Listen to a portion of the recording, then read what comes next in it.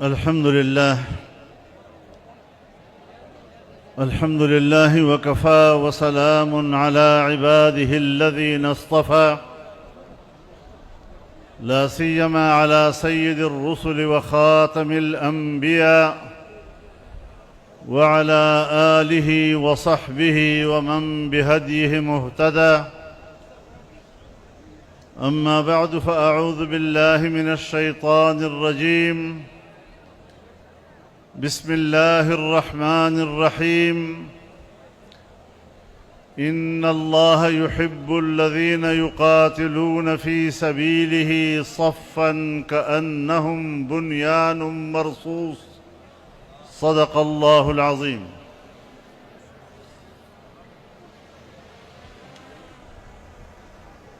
جناب صدر محترم، اکابر علماء کرام، زعماء قوم، بزرگان ملت، میرے دوستوں اور بھائیوں، آپ نے جمعیت علماء اسلام کی آواز پر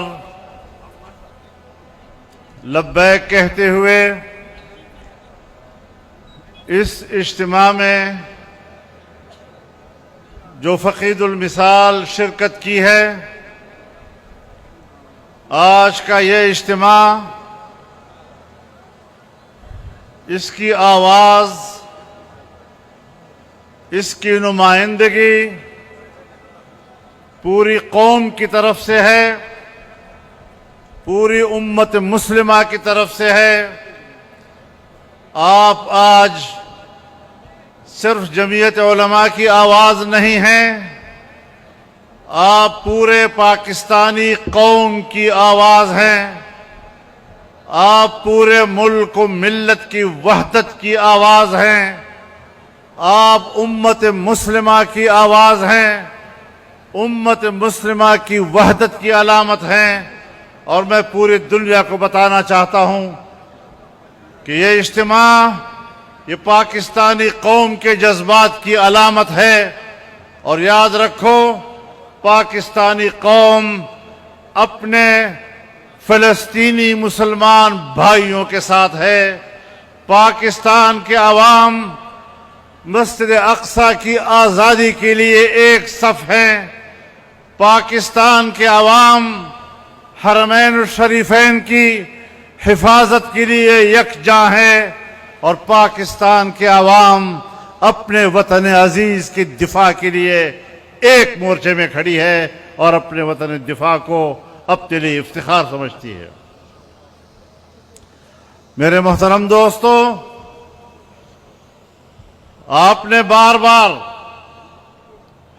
اپنے اس موقف کا اظہار کیا، اپنے اس نقطہ نظر کا اظہار کیا، اور آپ کو یاد ہوگا ماضی کے جلسوں میں ہم یہ بات بار بار کہتے آ رہے ہیں کہ اسرائیلی صہیونیت اور ہندوستان یہ ایک جگہ پہ کھڑے ہیں۔ یہود و ہنود باہمی طور پر متحد ہیں۔ پاکستان کو واضح طور پر اپنے فلسطینی مسلمان بھائیوں کے شانہ بشانہ کھڑے ہونے کا سرکاری اعلان کریں، لیکن حکومت کرے نہ کرے، آج کے حالات نے بتا دیا، آج کے دنوں نے بتا دیا، ایک ہفتے نے بتا دیا کہ اسرائیل اور ہندوستان ایک قوت ہیں، اور اسی پاداش میں انہوں نے پاکستان پر حملہ کیا۔ لیکن پاکستان نے جس طرح ان کو منہ توڑ جواب دیا ہے، میں پاکستان کی دفاعی قوت اور دفاعی قیادت کو اور بری افواج کے جانبازوں کو اور فضائی افواج کے ہوابازوں کو مبارکباد پیش کرنا چاہتا ہوں۔ یہ فتح آپ کو مبارک ہو، یہ قوم کو مبارک ہو، یہ ملت کو مبارک ہو، اور عرب دنیا کو بھی بتانا چاہتا ہوں کہ پاکستان آج اس پوزیشن میں ہے کہ انشاءاللہ مسجد اقصی کی آزادی کے لیے بھی کردار ادا کرے گا اور حرمین کی حفاظت کے لیے بھی کردار ادا کرے گا۔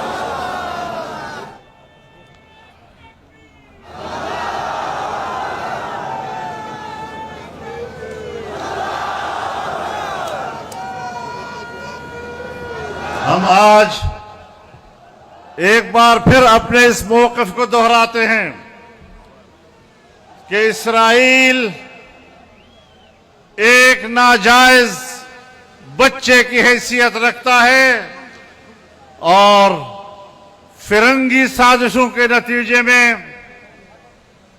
یہ ایک خنجر ہے جو ہمارے عرب بھائیوں کے پیٹھ میں گھونپ دیا گیا ہے، اور آج بھی اس خنجر سے پیدا ہونے والے زخم سے خون رس رہا ہے۔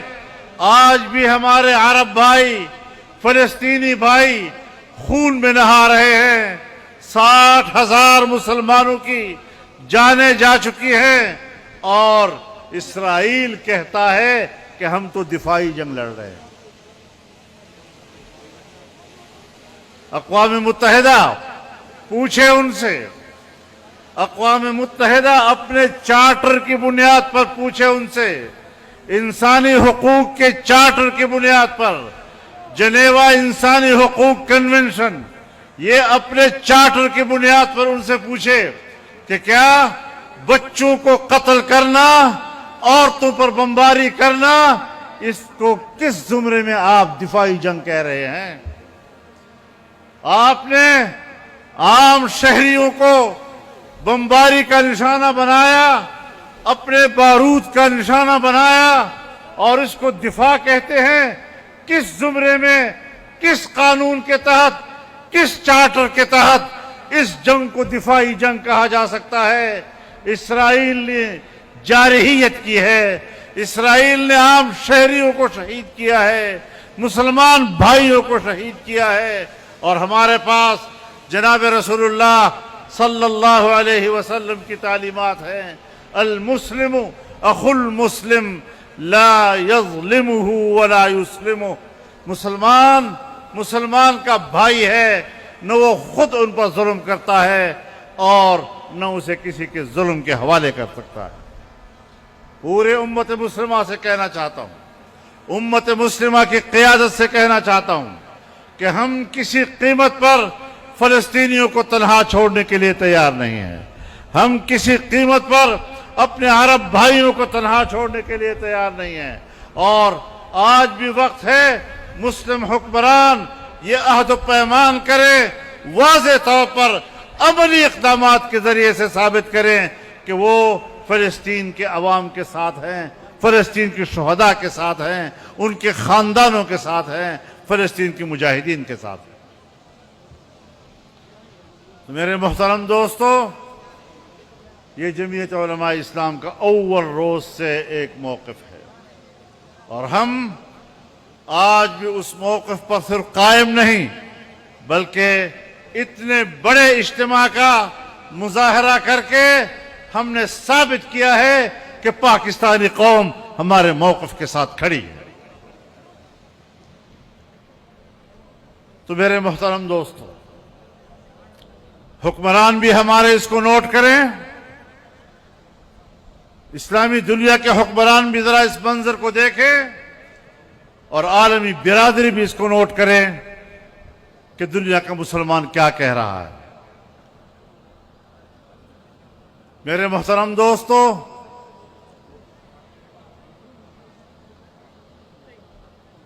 ایک ہفتہ ہوئے پہلگام میں ایک واقعہ ہوا جس میں سویلین لوگوں کو قتل کیا گیا۔ پاکستان نے اس پر اپنی تشویش کا اظہار کیا، مختلف تنظیموں نے اس کی مذمت کی، لیکن ہندوستان نے 10 منٹ کے اندر FIR بھی درج کر لیا، پاکستان پر الزام بھی لگا دیا اور پاکستان کو اس کا ذمہ دار قرار دے دیا۔ ظاہر ہے کہ جب ایسی صورتحال پیدا ہوگی تو پاکستان کا یہ موقف بجا تھا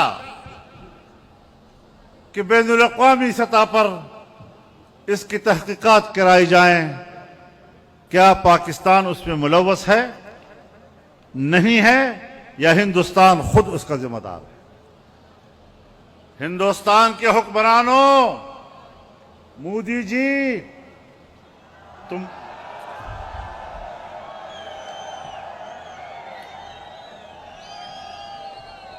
مودی جی، آپ کشمیر میں اپنے لوگوں کو امن نہیں دے سکے، آپ کی اپنی سیکورٹی ناکام، اپنی ناکامی کو پاکستان کے سر تھوپنا، یہ ایک سیاسی ہتھیار تھا جو تم نے استعمال کیا۔ تم نے اس کو ہندو مسلمان دشمنی کی طرف لے جانا چاہا، اور جس ہندوستان نے تم پر اعتماد کم کیا، آج تم کچھ اتحادیوں کے سہارے حکومت کر رہے ہو۔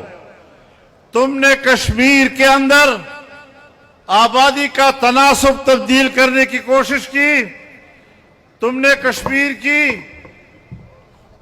مخصوص آئینی حیثیت کا خاتمہ کیا، اور تمہارا یہ خیال تھا کہ اب کشمیری مسلمان وہ ہماری تائید کے بغیر نہیں رہ سکے گا۔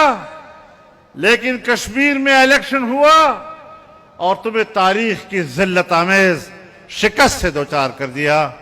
کشمیریوں نے آپ کو بتا دیا کہ مودی جی، اب آپ کا وقت ختم ہو چکا ہے، آپ کا کارڈ ختم ہو چکے ہیں۔ یہی پہلگام کا واقعہ اس نے ہندوتوا کارڈ کے طور پر استعمال کیا، اس کو پاکستان کے خلاف استعمال کیا، ہندوستان میں ہندو مسلمان کے فساد کے لیے استعمال کیا، لیکن ایسا ناکام ہوا، ایسا ذلیل و رسوا ہوا کہ آج وہ دنیا کو منہ دکھانے کے قابل نہیں ہے۔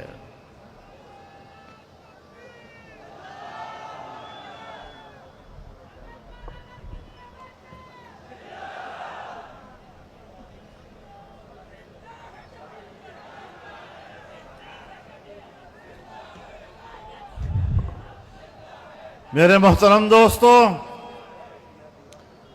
ہندوستان نے پاکستان پر الزام بھی لگایا اور سنتاس معاہدے کو ختم کرنے کا اعلان کیا۔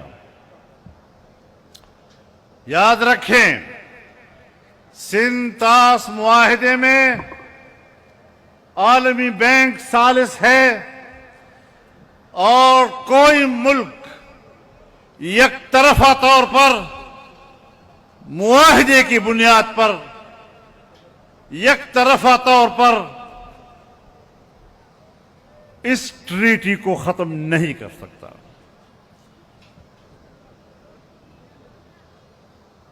سنتاس معاہدے کے تحت یک طرفہ طور پر کوئی ملک اس معاہدے کو ختم نہیں کر سکتا۔ تم نے پاکستان کا پانی روکنے کی کوشش کی، تم نے عالمی معاہدات کو سپتاش کیا، لیکن ہم نے تو معاہدے کے تحت 3 دریا آپ کو دیے تھے اور 2 اپنے پاس رکھے تھے، لیکن انشاءاللہ اب 5 دریا آپ کے ہمارے حوالے ہوں گے اور تم 1 دریا کا پانی بھی نہیں روک سکو گے۔ یہ آبی جارحیت ہے اور ہم نے آپ کو آبی جارحیت کا بھی منہ توڑ جواب دینا ہے۔ انشاءاللہ پاکستان آباد اور شاداب رہے گا، اور ہندوستان کی کوششیں کہ پاکستان بنجر ہو جائے، اس خواہش میں ہندوستان خود بنجر ہو جائے گا۔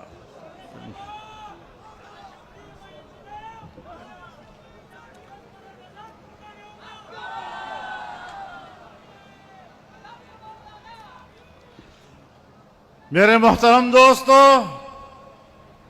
اقوام متحدہ کے چارٹر کی بنیاد پر دونوں ممالک نے اس بات پر اتفاق کیا ہے کہ تنازعات کو پرامن طور پر حل کیا جائے گا۔ تم نے پاکستان پر حملہ کر کے عالمی معاہدات کو سبوتاش کیا ہے۔ معاہدات کے اور تنازعات کے پرامن حل کے لیے پاکستان نے تو کبھی انکار نہیں کیا۔ آپ نے حملہ کر کے تنازعات کو جنگ کے ذریعے حل کرنے کی کوشش کی ہے۔ تم نے طاقت کے ذریعے پاکستان کو مجبور کرنے کی کوشش کی ہے، لیکن اللہ کے فضل و کرم سے ہندوستان اپنے اس نیت میں اور اپنے اس ارادے میں مکمل ناکام ہو چکا ہے۔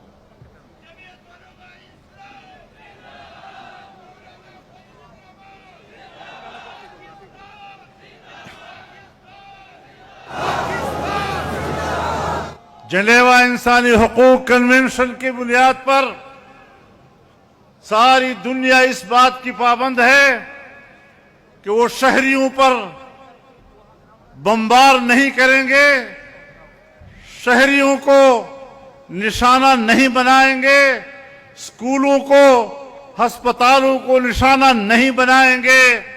لیکن اسرائیل نے غزہ میں ہسپتالوں کو نشانہ بنایا، اسکولوں کو نشانہ بنایا، پانی کے ذخائر کو نشانہ بنایا، کیمپوں کو نشانہ بنایا، بچوں کو نشانہ بنایا، عورتوں کو نشانہ بنایا، بے گناہ شہریوں کو نشانہ بنایا۔ اور ہندوستان نے بھی پاکستان پر حملہ کیا تو ہمارے مساجد اور ہمارے مدارس اور ہمارے ان گھروں میں جہاں پر معصوم بچے اور بچیاں اور ان کی مائیں اور بہنیں رہتی تھیں، ان کو نشانہ بنایا۔ ہم واضح طور پر کہنا چاہتے ہیں کہ ہمارا ملک اور ہمارے عوام اس کا بدلہ لینا جانتے ہیں۔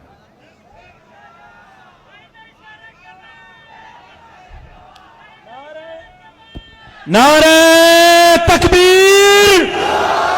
نعرہ تکبیر! مودی قاتل آپ کہیں گے، ہائے ہائے مودی قاتل، مودی قاتل، اور نیتنیاہو قاتل، ہائے ہائے نیتنیاہو قاتل، نیتنیاہو قاتل۔ پاکستان، پاکستان! ہندوستان نے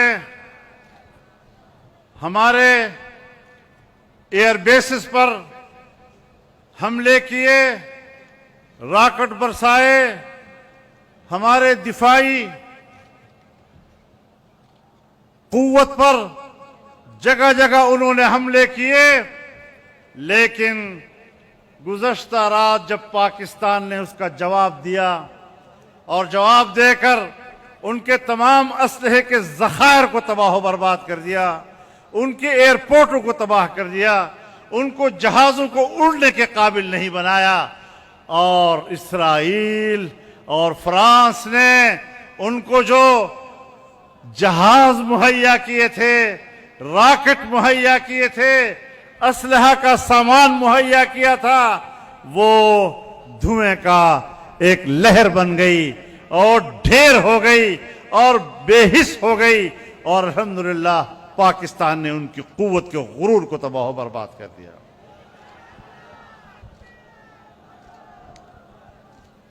پاکستان کے ہوا بازوں نے بیک وقت ہوا میں اڑ کر اپنے سرحدات کا بھی دفاع کیا، ان کے ٹھکانوں پہ جا کر حملے بھی کیے، کامیابی سے واپس آئے، اور جن ممالک نے پاکستان کی مدد کی تھی، میں سمجھتا ہوں ہمارے دوستوں نے دوستی کا حق ادا کر دیا ہے، اور ان کی امداد اور تعاون نے ہندوستان کی دفاعی قوت کا بیڑا غرق کر دیا ہے۔ اس لیے جمعیت علماء اسلام نے ہر چند کے ہمارے اختلافات بھی ہیں، ہر چند کے ہمارے تحفظات بھی ہیں، ہر چند کے ہماری ناراضگیاں بھی ہیں، لیکن جب ملک کی بقا کا سوال آئے گا تو سب سے پہلے جمعیت علماء نے آواز دی کہ پوری قوم ایک صف ہے، اور آج ہم اپنے اختلافات کو بھول رہے ہیں۔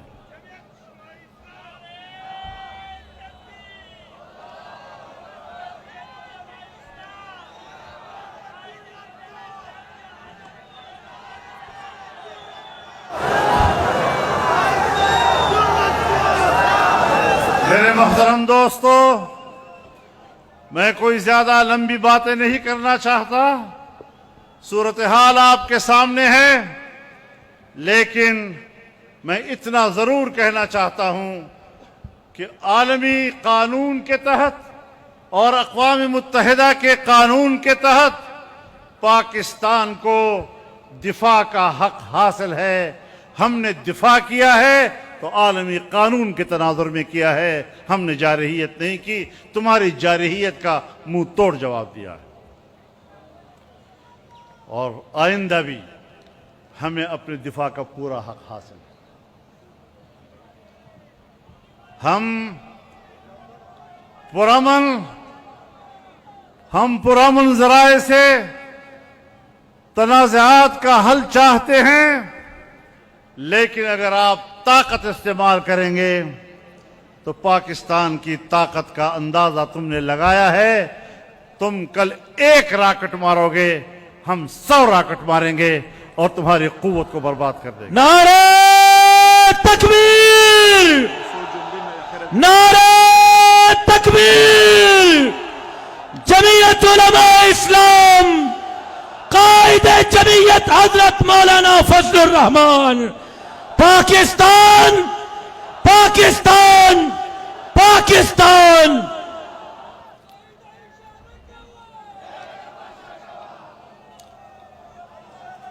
تماشا خلق وکړه، دنیا تماشا وکړه،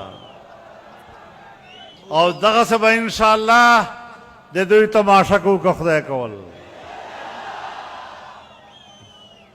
دا د خیبر پښتونخوا اجتماع ده، په دې کې ټوله خیبر پښتونخوا موجوده ده، د هر علاقې نمائندګي ده، او صوبه خیبر پښتونخوا نه دا آواز مونږ ټول ملک ته او ټول امت ته ورکو چې ان شاء الله العزیز د اسلام دفاع دپاره، د وطن دفاع دپاره، د حرمینو دفاع دپاره او د مسجد اقصی د آزادۍ دپاره هر قربانۍ ته مونږ تیار یو